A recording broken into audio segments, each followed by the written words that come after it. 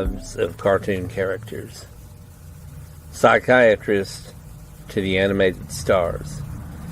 Hi, I'm Dr. Slakowski. Private psychiatrist to the animated stars. I feel compelled now, having been the private therapist to several major animated stars, to tell all. No longer am I bound to the oath of confidentiality.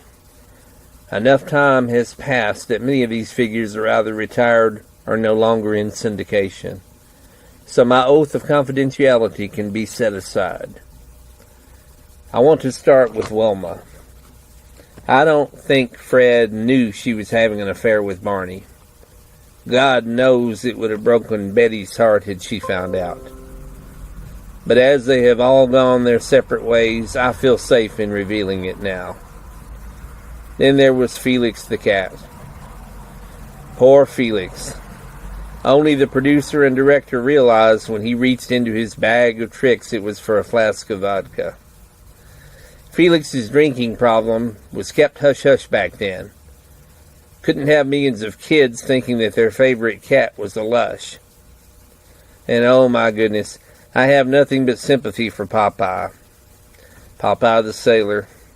There's poor little Sweet Pea crawling around on the floor. Who knows who the father was? And Olive Oil constantly running around cheating with Bluto or Brutus, as he sometimes called himself. Of course, Popeye drank heavily, too. Wasn't just the spinach that gave him insane strength and outrageous courage. I don't know how many pool halls Olive Oil had to drag him out of after a drunken brawl over a game of pool. I could reveal plenty more, and I will, over time, in future episodes. And this has been Dr. Slakowski with the private lives of the cartoon characters.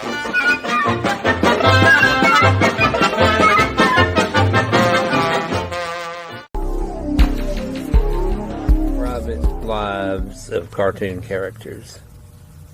Psychiatrist to the animated stars. Hi, I'm Dr. Slakowski. Private psychiatrist to the animated stars. I feel compelled now, having been the private therapist to several major animated stars.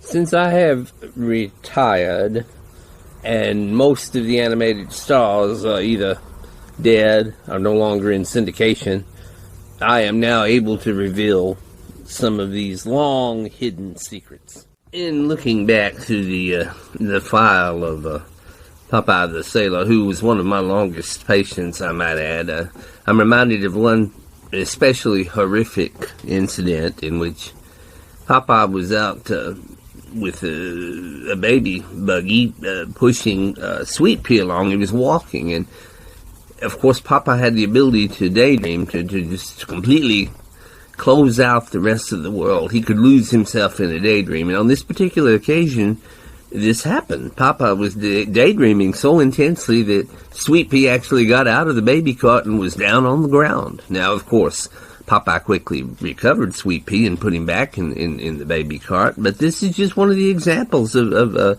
egregious behavior on the part of Popeye. Oh, Sweet Pea. Oh, Sweet Pea. What? Oh, there you are. And I'll tell you what, Popeye had a great deal of resentment. He always felt that Hollywood sold him short, never really gave him an opportunity. It was Popeye's idea to do a series of boxing movies, but first thing you know, Sylvester Stallone's doing the Rocky movies, thus robbing Popeye of his chance at glory in a boxing movie franchise.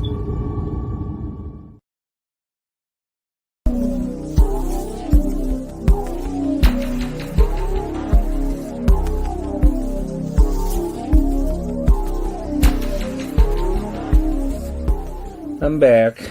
It's the psychiatrist to the animated stars.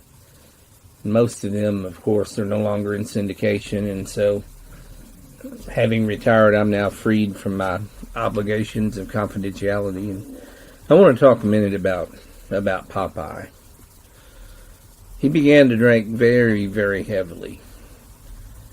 He and Olive Oil were having problems, and he would get drunk and on vodka usually and cuss like a sailor. He and Felix the cat started hanging out. They'd go to one of the local bars.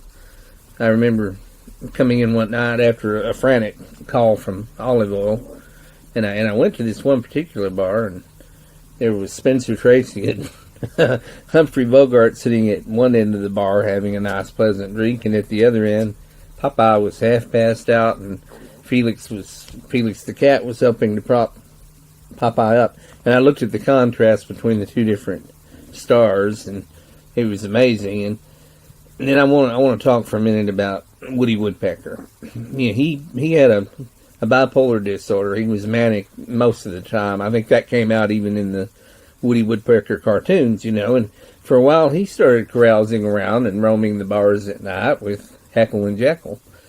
And for a little while you'd see Gandy Goose with them, but Gandy Goose was never really part of that group. They never really fully accepted Gandy Goose, and so I don't think you saw Gandy Goose with them with any great frequency. And of course eventually there was a falling out between Heckle and Jekyll and Felix, and then Felix himself dipped into a state of depression as well, and there wasn't much I could do with him. I don't even know where he is now or how Woody Woodpecker's doing. And